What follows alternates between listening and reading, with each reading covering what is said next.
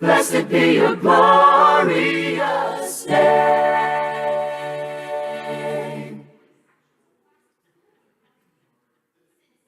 We shall assemble on the mountain.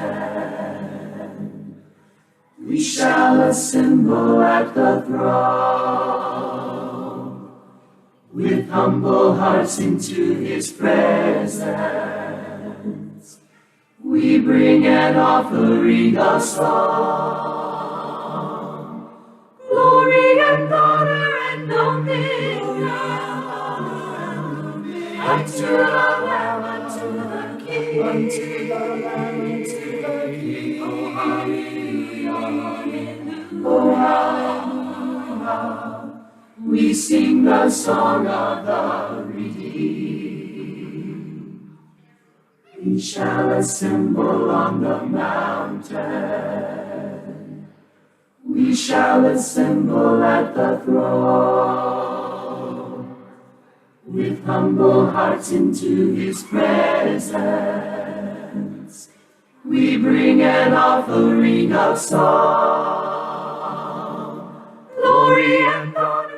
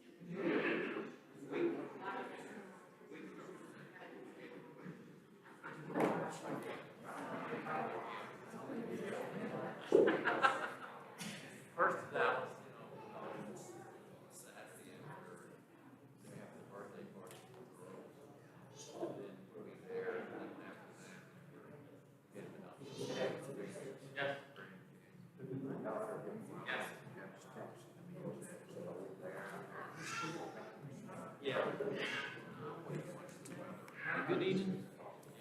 Good evening. It's time for us to begin. Good evening. Good evening. Good evening. I don't know if the mic's on. The mic's not coming on. All right, let's.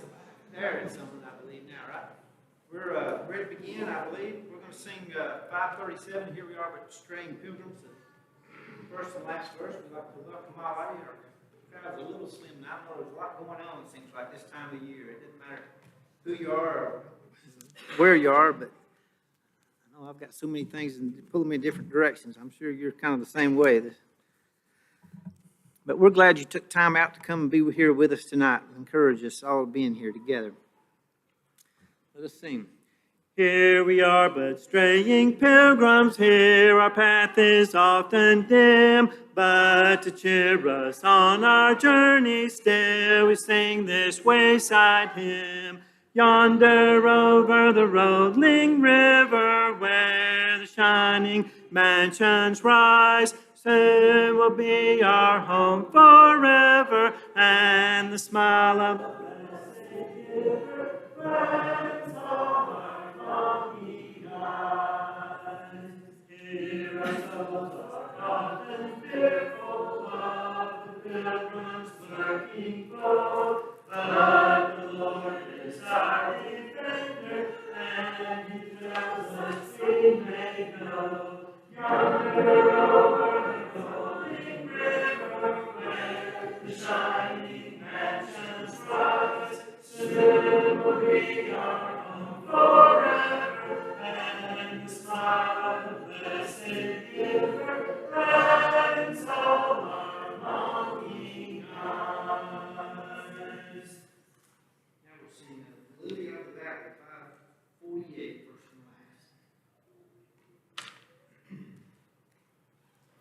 I have found a friend in Jesus, he's everything to me. He's the fairest something fastened to my soul.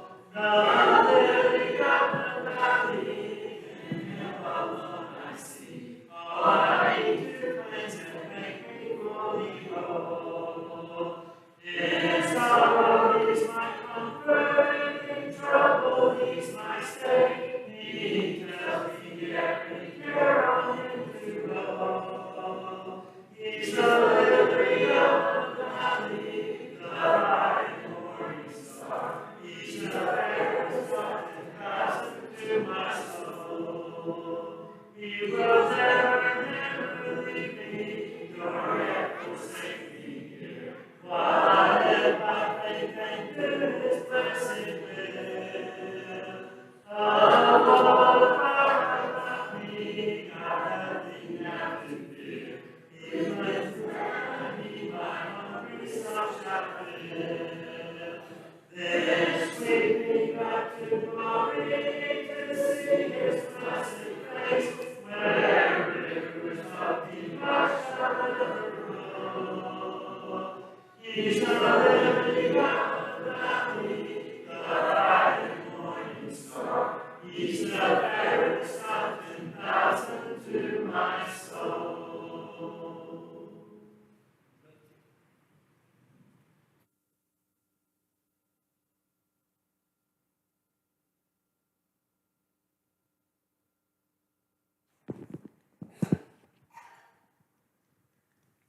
I don't know what I'd do without her.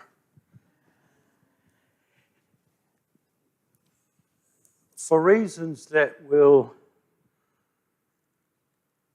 shortly become evident, I'd like to go ahead and take the opportunity to extend the invitation to all those who feel that they might have need of prayers of the congregation, all that have studied and might have reached the decision tonight to be baptized, to let you know that even if you don't want to come and stand before the entire congregation, you can go to one of the elders, or if you're not sure who they are, we'll be glad to take you to them, any of us.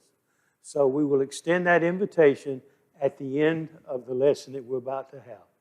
Okay? That being said, while at breakfast this morning, we were discussing, or I was discussing with Barbara, just what I was going to speak about tonight.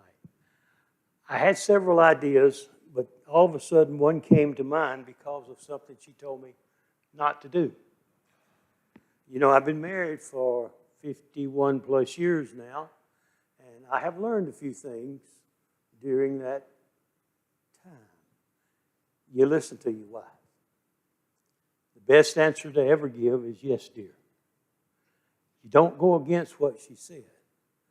But tonight, because of what she said, it gave me an idea of what I wanted to do. She said, stay out of John. Now, she said that because people will think that that's the only book that I know anything about. This summer, I did one of the I Am lessons. I am the way, the truth, and the life. No one comes to the Father except by me. And then for the last 3 months, coming up on the end of it, I've been doing lessons from John on Sunday morning. So it's the only book that y'all have heard me speak of. And I thought to myself, you know, if there is only one book in the Bible that you study, that you know, John would be a good one. If you think about it, and as you go through it, you'll notice that John would be a good one. I can't see without these.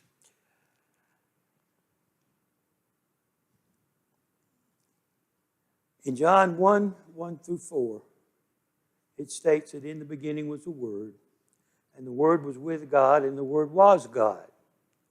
He was in the beginning with God, and all things that were made through him, and nothing was made that was made without him. In him was life, and the life was the light of men. That's what Jesus is, the light of men. Jesus. And that's what John writes about through the entire book. Jesus. John's purpose of the book is to prove the deity of Christ and to show his human side as well. Now, I've read, just to change directions, where Buddha, a great teacher, died. I've also read where Muhammad, also considered by some as a great teacher, died. And other religious leaders whose words often have great, thought-provoking meaning and whom some worship, died. And then there's Jesus, the Christ, the Son of the living God, left his home on high with the Father, came to this earth as a human being, lived a sinless life, taught, and in John 14 it says, John 14:4, if I go to prepare a place for you, I will come again and receive you unto myself, that where I am, you may be also. Then he was betrayed, unjustly accused, found innocent, then crucified for our sins, buried, and 3 days later, as the song goes, up from the grave he arose with a mighty triumph over his foes. He arose a victor from the dark domain, and he lives forever with the saints to reign. He arose. He arose. Hallelujah! Christ arose.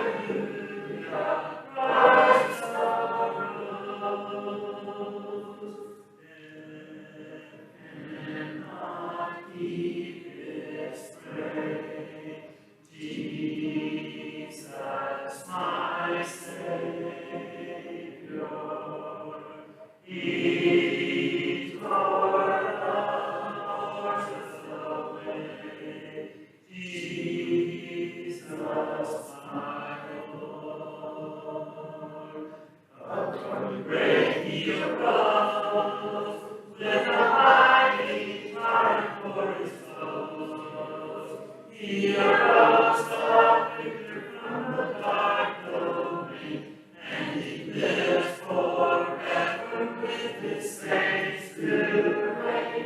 He arose, he arose, hallelujah, Christ arose.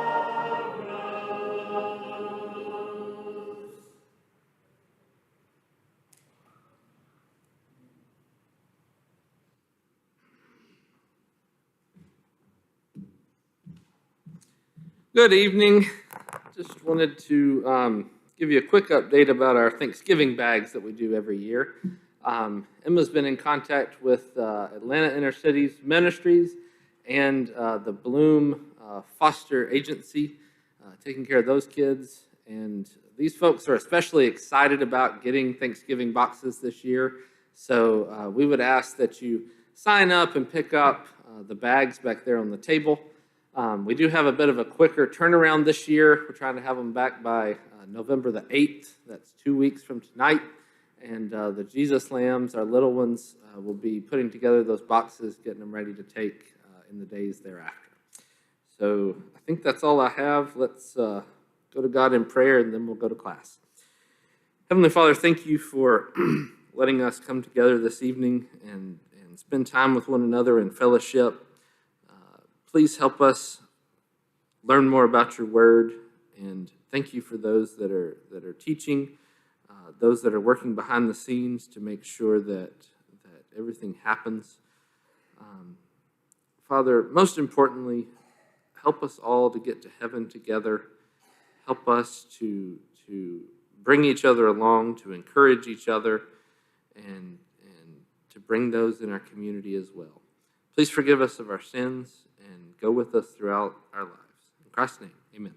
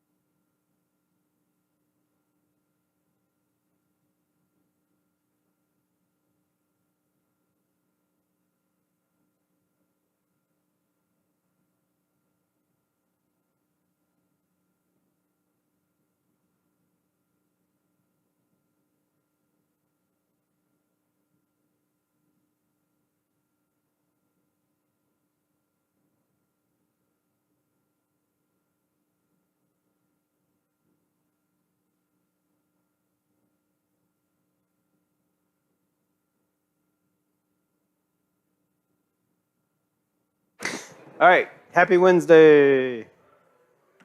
Woo. Hope you're having a great week. Hope your week is going well.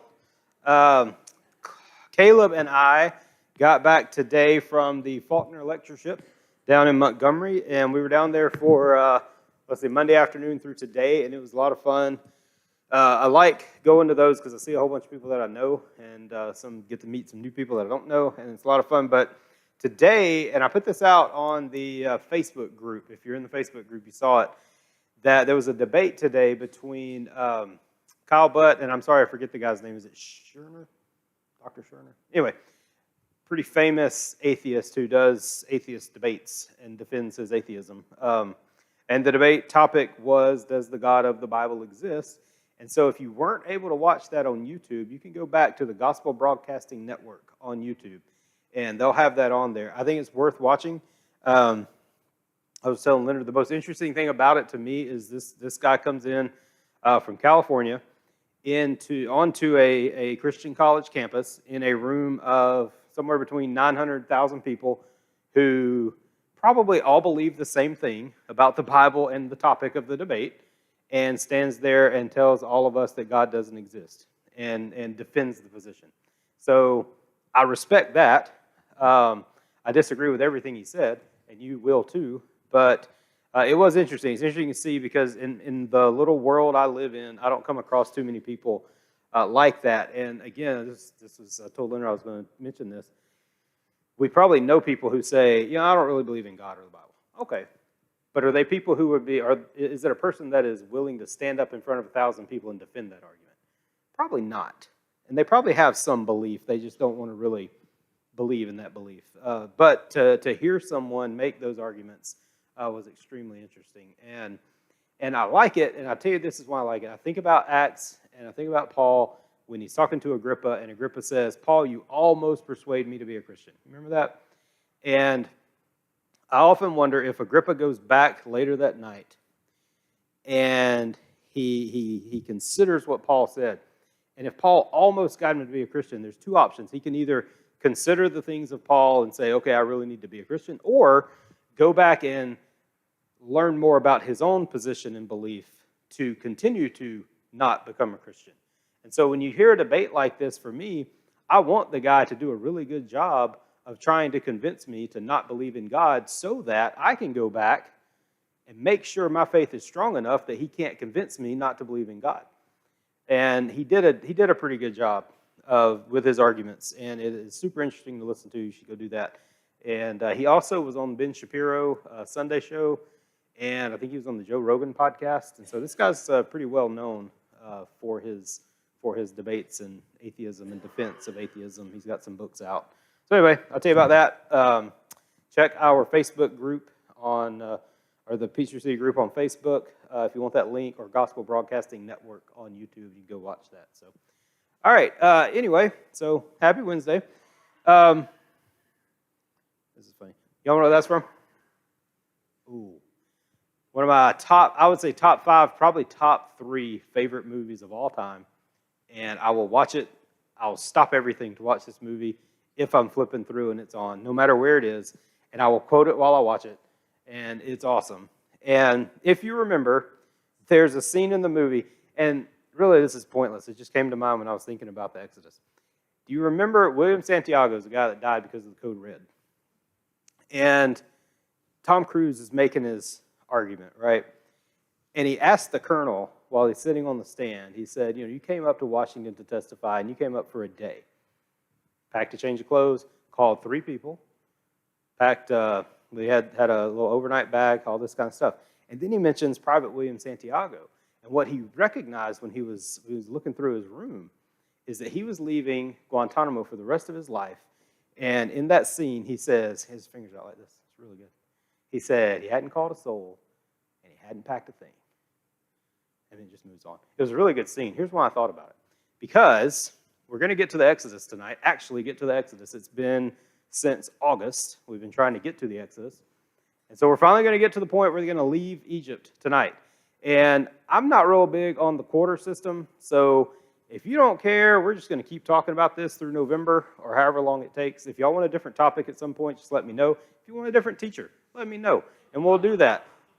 But I'm just going to keep talking about Exodus until either we get done or some other quarter comes to the end, or maybe the end of the year, whatever we have to do. So, but I thought about this because they left. Oh, it looks terrible up there. Oh, anyway, sorry.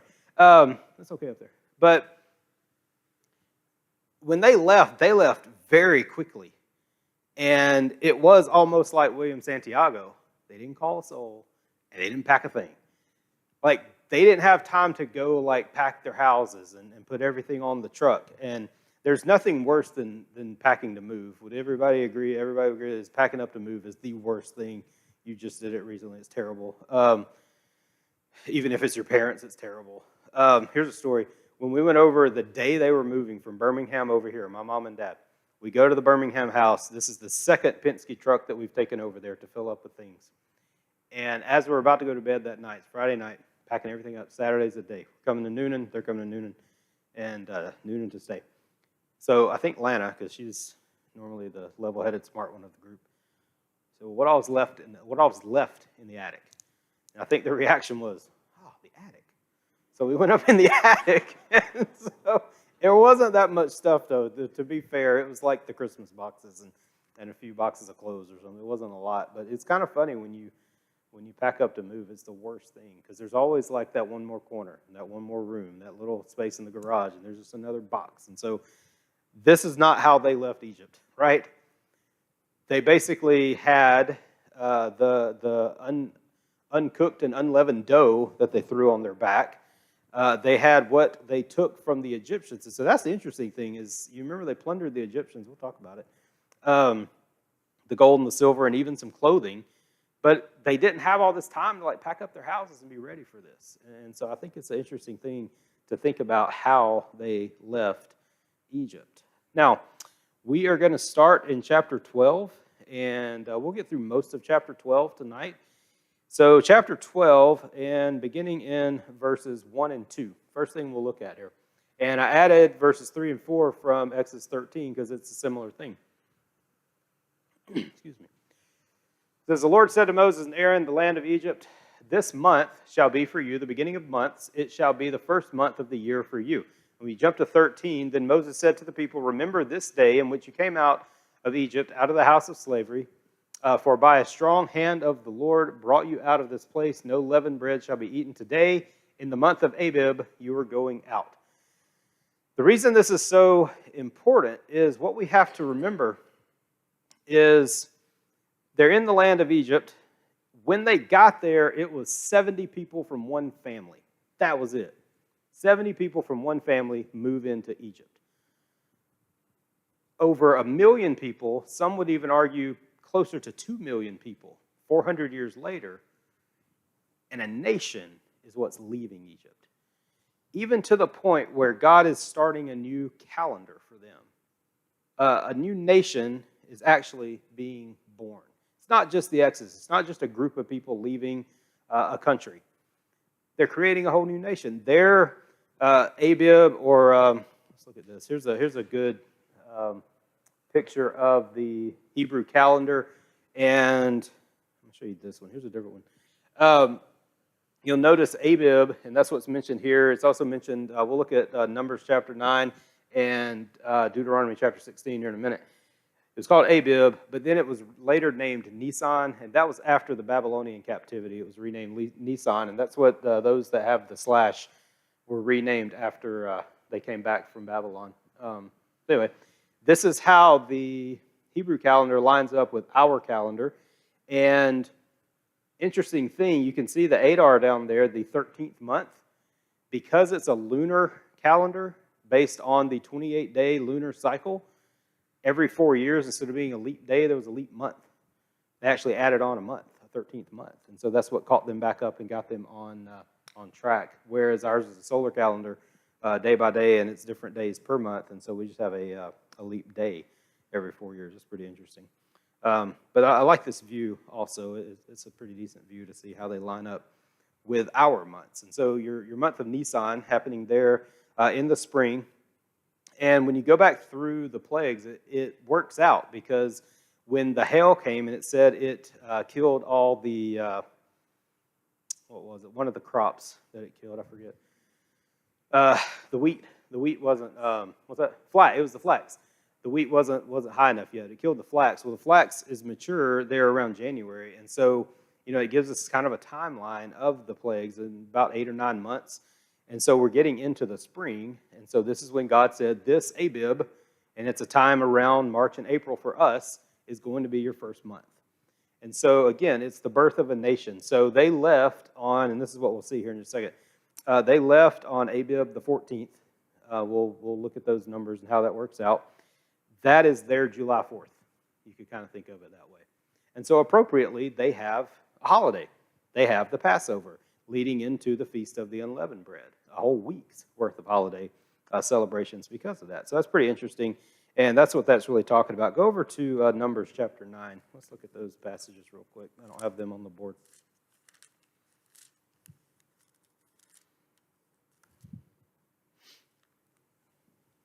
So Numbers chapter 9, beginning there in verse 1. Now the Lord spoke to Moses in the wilderness of Sinai in the first month, all right, so this is Abib, of the second year after they had come out of the land of Egypt, saying. So it gives us that time frame, okay? So they're in the month of Abib, but they've been out for a couple years now. It says, let the children of Israel keep the Passover at its appointed time. On the 14th day of this month, Abib, at twilight, you shall keep it at its appointed time. According to all its rites and ceremonies, you shall keep it. So Moses told the children of Israel that they should keep the Passover. And they kept the Passover on the 14th day of the first month at twilight in the wilderness of Sinai, according to all that the Lord commanded Moses. So the children of Israel did. So this is later when they're actually wandering in the wilderness, and God is saying, keep your Passover. It's holiday time. It's time to celebrate. It's time to celebrate the Passover, time to celebrate leaving Egypt, time to celebrate the birth of this nation. It's a nation without land at this point. They're working on that. But it gives us that, and when it says, according to all the rights that were given to you, it's talking about what's happening here in Exodus, what we're going to read about here in just a second. Anyway, let's jump ahead now. In Exodus chapter 12, moving on to verse 3. Tell all the congregation of Israel that on the 10th day of this month, every man shall take a lamb according to their father's houses, a lamb for a household. And if the household is too small for a lamb, then he and his nearest neighbor shall take according to the number of persons, according to what each can eat, shall make your count for the lamb. Your lamb shall be without blemish, a male 1 year old. You may take it from the sheep or from the goats. You shall keep it until the 14th day of the month, when the whole assembly of the congregation of Israel shall kill the lambs at twilight. Continuing there in verse 7, they shall take some of the blood, put it on the 2 doorposts, and on the lintel of the houses in which they shall eat. They shall eat the flesh that night, roasted on a fire with unleavened bread and bitter herbs. They shall eat it. Do not eat any of it raw or boiled in water, but roasted its head, its legs, and its inner parts, the whole lamb. And you shall let none of it remain until the morning. Anything that remains till the morning you shall burn. In this manner you shall eat it with your belt fastened, your sandals on your feet, your staff in your hand, and you shall eat in haste. It is the Lord's Passover. So these are the instructions that in Numbers he refers to. This is instructions being given.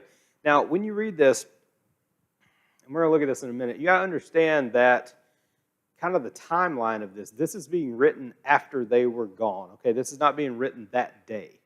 This is something that's written as the narrative of the Exodus is being documented years and years later. So really, where you go from chapter 11, 1 through 8, there's kind of a pause there in the actual events. It picks up in chapter 12 around verse 21, and you'll see that in a minute, and how chapter 11, verse 1 through 8, into that 12, beginning about verse 21, is all that events happening on that same day. And you remember how Moses left Pharaoh in anger, and they had this little tiff, and he said, next time I see you, I'm going to kill you. And Moses said, you're not even going to see me again. And he tells them all about what's going to happen for the 10th plague, and then he leaves angry. And then it picks up, really, the narrative itself picks up in verse 21 of 12. So this is instructions that are being inserted here about when they shared this information. I would guess it's probably before the interaction with Pharaoh. They knew what to do when the day would come, because they actually left on the 14th day. So obviously he's not giving instructions about what to do on the 14th day on the 14th day. So anyway, that's how I look at that. Let's jump here first. So the Passover feast, here's what we just learned, right? We learned about the time. There are some time references listed there. First time reference is that you pick a lamb on the 10th day of the month. You keep the lamb until the 14th day of the month. And at twilight on the 14th day of the first month being Abib, that's when the entire nation kills their lamb. Now, that's a small little window of time. It's kind of like when the sun goes down until it gets dark. And it's a pretty small window of time for a couple million people to kill a whole bunch of lambs. And so you got to picture this thing, right? And it's kind of like picturing like the Day of Atonement when all those lambs are being killed. And it's pretty nasty business, I would say. Probably not as much for them. They're used to slaughtering animals, and that's how they eat. We're used to going to the grocery store. For the most part, many of us don't slaughter our food. I'm sure some of us do, and that's fine. But it's just not something that we're used to. And it's a lot of lambs to be killed during a very small window of time. But you got the 10th day to pick the lamb. 14th day is when, at twilight, they kill the lambs and prepare them to be eaten. Excuse me. The menu was an unblemished lamb. Now, by unblemished, what we're looking at here, over in Deuteronomy 15, verse 21, it says, "But if it has any blemish, if it is lame or blind or any serious blemish whatever, you shall not sacrifice it to the Lord." So it can't be deformed, can't be blind, can't be a little crippled lamb, lame, and no disease. So it's not that it can't be dirty, okay? Maybe this lamb has a scratched knee. I don't know. I don't know how lambs work. But the point is it's as perfect as the lamb can be, and there's certain things that just aren't allowed, and that's what unblemished really is talking about. It can be from the sheep or the goat. Either one of those lambs will work. Also on the menu is the bitter herbs, and along with the unleavened bread. So that's your menu. The preparation, keep the lamb for 4 days. I don't know, and I didn't read anything that gave me any reasoning for the 4 days to keep the lamb. I don't know, I don't really get to know my food before I kill it and eat it. I've heard it's probably not good to name your food before you kill it and eat it. That's probably not a good thing, especially for children. Don't let it be a pet, that sort of thing. But, the best I can come up with is that if you do get to know it for 4 days, it probably means a little more when you have to kill it. And this is not something to be taken lightly. And so this little lamb is going to come and live with your family and be a part of your family for 4 days before you kill it for this purpose. So interesting thing, I think, to think about. The attire, basically dressed and ready to go. Dressed and ready to go. Belt on, staff in your hand, and it says even to eat in haste. And that is because when God said it's time to get out, it was time to get out. And that is how this feast is going to be carried out and celebrated throughout the ages. And think about this lamb, as far as the purpose goes, the purpose of this meal. Even though it wasn't a burnt sacrifice, as we think of sacrifices, not on an altar, this lamb still served as the substitution or a substitutional sacrifice because its life's blood was given so that the lives of the people in that house would be spared. So this lamb died so that people would not die. And we obviously can see the significance of that. Everyone gathered in that house and they had the blood on the door are going to survive. And it's because this lamb's life was given for theirs. And so you can see the purpose and understand the parallel with Jesus that's kind of being put out there. Also says not to save anything. Remember, anything not eaten, you burn it, destroy it, throw it away, get rid of it. Why? Well, it was going to be time to go, right? They didn't have Tupperware, but they could probably save some food for a little while. But there's nowhere to put it, nowhere to save it, no more. Get rid of everything and be ready to go. That's how this is all gonna play out. So, any questions, anything about that? We'll move on. Yes, sir.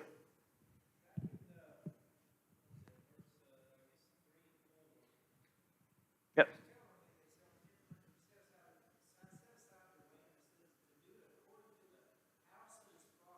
Mm-hmm.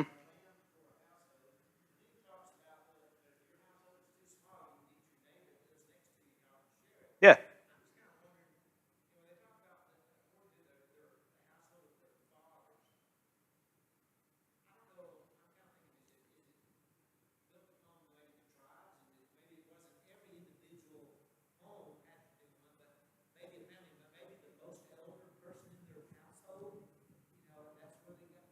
Yeah, maybe like a patriarch of a family that maybe had a couple sons or daughters and they all came into the father's house, even if they had grandchildren and things like that.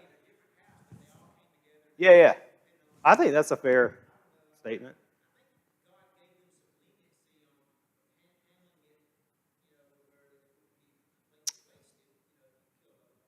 Well, and that was the point. And again, if your family is too small for, maybe you're just getting started and or maybe there's a widow or something along those lines, invite your neighbor and come together for this feast or for this meal. So yeah, I think that's a good way to think of it. I don't, and I wouldn't say leniency, maybe leeway, just a little leeway to, yeah. So anyway, that's good. That's a good point. Um, so yeah, maybe it was the patriarch of little family units. I don't know that you get a whole tribe in a house, but yeah, lamb. I mean, a lamb will feed a pretty good number of people. So let's get as many in there as we can to eat that lamb, I guess. All right. Let's see. That is 10. All right, so this again is more of the instructions. He continues in verse 12. For I will pass through the land of Egypt that night. I will strike the firstborn in the land of Egypt, both man and beast, and all the gods of Egypt. I will execute judgment. I am the Lord. The blood shall be a sign of you on the houses where you are. When I see the blood, I will pass over you, and no plague will befall you or destroy you when I strike the land of Egypt. All right, so that's just a little bit more of that instruction and why you're putting the blood on the door as the indication to say, pass over this house, keep us safe. The next section there gives us the rundown, and this is just some quick points, things to point out. I believe it starts there in verse 14. And verse 14, so this day shall be to you a memorial. You shall keep it as a feast to the Lord throughout your generations. You shall keep it as a feast by an everlasting ordinance. 7 days you shall eat unleavened bread. On the first day you shall remove leaven from your houses. For whoever eats leavened bread from the first day until the seventh, that person shall be cut off from Israel. So the quick rundown of the Feast of the Unleavened Bread, it started on the 14th. And for the next 7 days you shall eat unleavened bread only. And not only that, it says on that one day, get all the leaven out of your house. Every bit of it has to be gone. Remove all the leaven. The Holy Assembly is on the first and the last day. And so that is indicating that on the first day of this feast and on the last day of this feast, they came together to worship. That's how they started and that's how they ended this. They don't work during that time. Get a week off. How about that? Sounds like fun. Statute to be observed forever is how it's listed. It's a permanent ordinance. That's kind of neat. It's a federal holiday, in other words, right? And it's not just a federal holiday that you can choose to take. It is a federal holiday that is required by God. That goes back to thinking about understanding that this whole nation is beginning. They have nothing at this point. They've been slaves for 400 years. They don't have laws. Those people, they really don't even have a history, right? Everything is starting for them. And so this is some of the first things God is telling them. Look, number one, we're going to celebrate the day you were independent. We're going to celebrate the day you came out. Then we're going to take a week off, and we're going to celebrate, and we're going to worship. And this is one of the first statutes that would be called that, or laws for them to follow as their nation is beginning. Brings us down to about verse 24. Let's see. Yeah, this is important. Here's why this is important. And I didn't do bullets on this because I wanted to point out a couple things. You should observe the rite as a statute. So again, this all these things he's talking about, the rites of the Passover, the week of the unleavened bread, the feast of the unleavened bread, is a statute for you and your sons forever. When you come to the land the Lord will give you, as he's promised, you shall keep this service. And when your children say to you, what do you mean by this service? You shall say, it is a sacrifice of the Lord's Passover. For he passed over the houses of the people of Israel in Egypt. He struck the Egyptians and spared our houses. And the people bowed their heads and worshipped. So it's the reason they're doing these things. So when you think about the reason we have holidays, the reason we have days of remembrance, Joe Henry's putting together a presentation that we're going to show for Veterans Day. Why do you have something like Veterans Day? Why do we have Memorial Day? It's not for the mattress sales, right? You get a great deal on a mattress on Memorial Day, but that's not why we have Memorial Day. It's to stop and think. We have a couple of times for Memorial Day over in Noonan, I guess, what organization does it? We go out and we've put flags on some of the graves of the veterans or those who have died in wars, in foreign wars, and we would take the boys to do it. Because, again, for them, it's a day off, right? I think school's out by then, but either way. But when you actually look and you see, it's like, oh, this is to remember someone who gave their life for our country.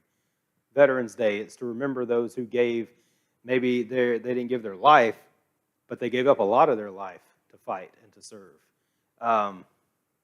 So, these days are special, and they're special for this reason, and that's why we do it. And this is what God says. He says, listen, on down the line, we're going to get to some generations who forget. And they're going to say, why are we doing this Passover? Why are we following these rules? Why the bitter herbs? Why do we have to be dressed and ready to go when we're not really going anywhere when we eat this thing? Well, let me tell you about Egypt. Let me tell you about where we came from. It's very important for us to remember those things. And what do we do now that is very similar to that every Sunday? Now, it's hard sometimes. And we could talk about passing trays or not passing trays. We could talk about all the things we don't do because of COVID and how much we all hate COVID. Whether it's in a little all-in-one cup or not, it is up to us to make that mean something, right? It's up to us to say, it is this little piece of bread that's tasteless and this little cup of juice that seems to taste different every Sunday. I don't understand why. You get good batches and bad batches of that stuff. But it's the same thing. It's a remembrance. And we do it every week so that we won't forget. And it's the same thing happening here. God says, you're going to do this so you won't forget. And we still forget. It's the hardest thing. But he knows us. He knows us because he made us. And he knows we need things like this. He knows we need to come together to worship. He knows that we need to have emblems that represent Jesus' body and his blood and to remind us of our salvation.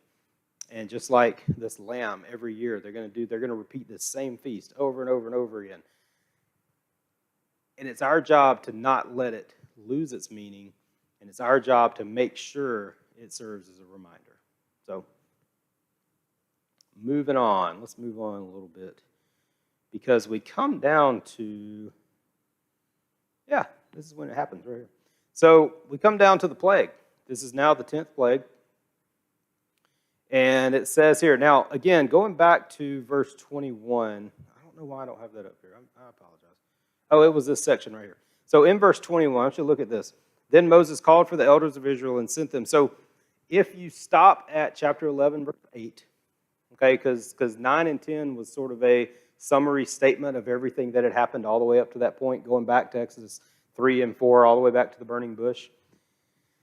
So 11:8 would say, and all of these your servants shall come down to me, bow down to me, saying, get out, and all the people will follow you. After that I will go out. And he went out from Pharaoh in great anger.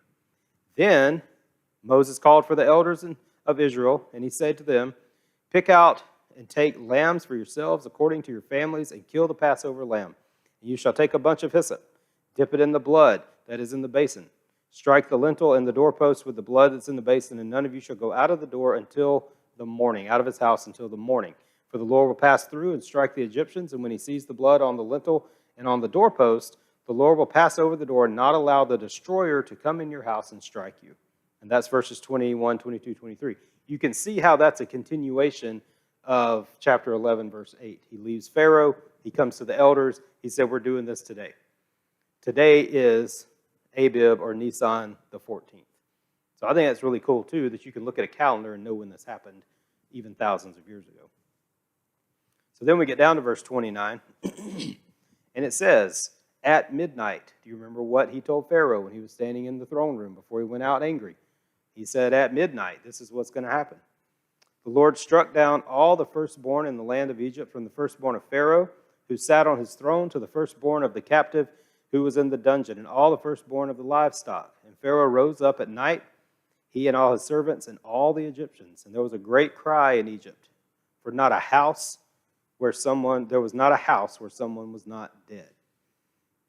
Then he summoned Moses and Aaron by night. Up, go out from among my people, both you and the people of Israel.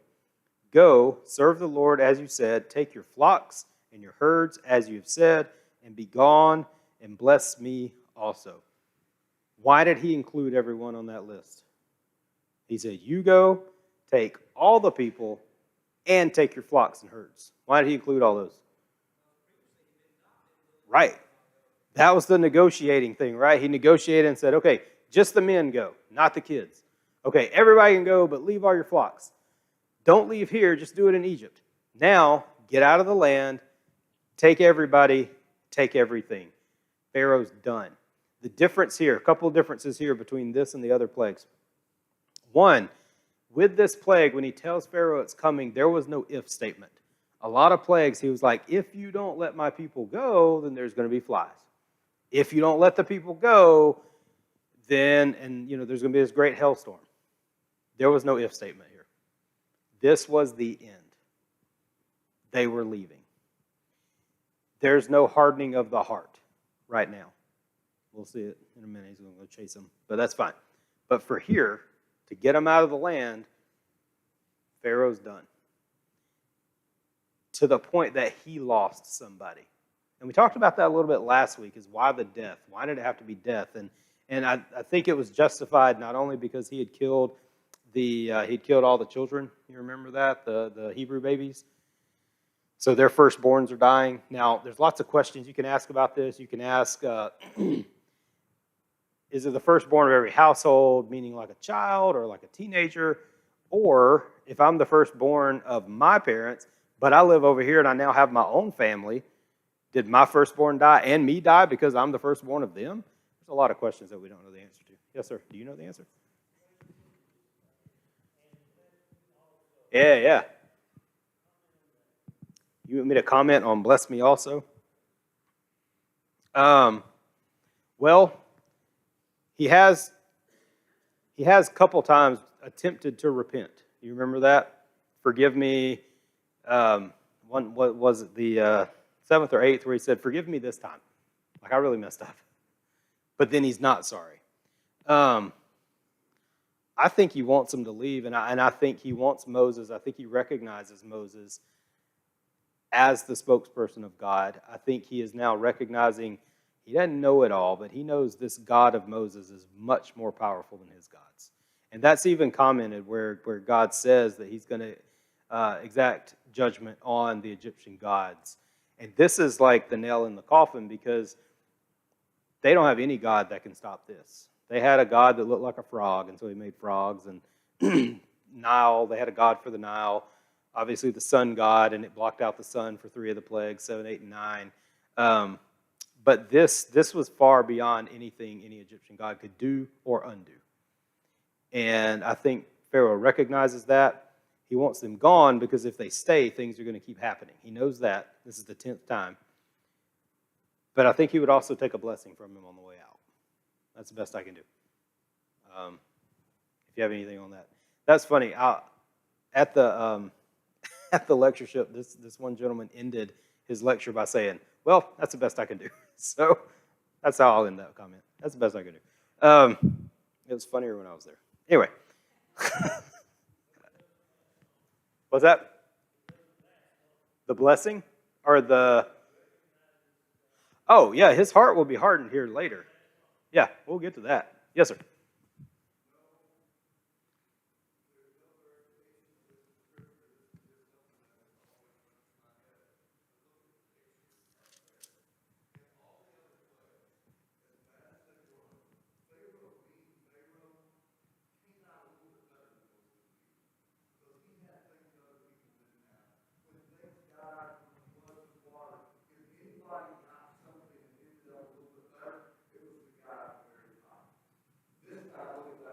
Yeah.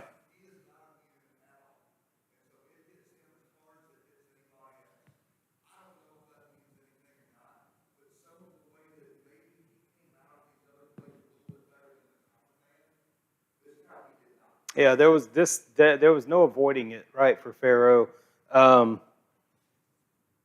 this impacted his house, his actual household. So yeah, that's a great point. And God said that. He said it's going to affect Pharaoh from the palace to the dungeon. And it said every house in Egypt lost somebody. Every single house. That's a big deal.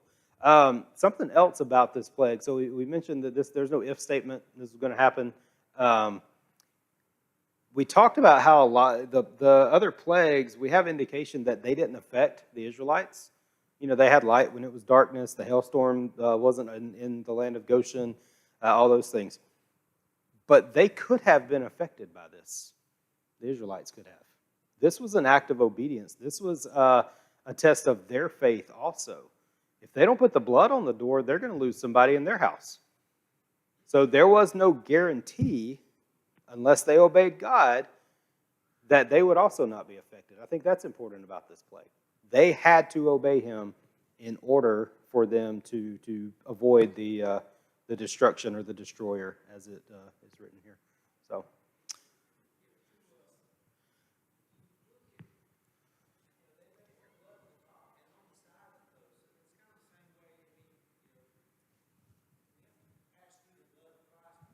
Yeah.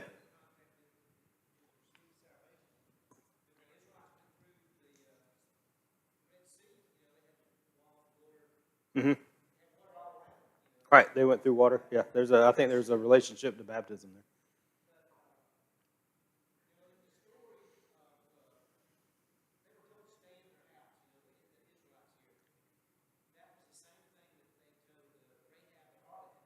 there. Yeah. Mm-hmm. Scarlet cord. Yeah, yeah. Which is interesting that it was scarlet. It's kind of similar to the color of blood. So anyway. Yeah. Yep. No, I think you're right. That's a good point. All right, we'll let David end us on that point. Thank you very much. We'll pick up and continue next week. Have a good rest of your week. Thanks.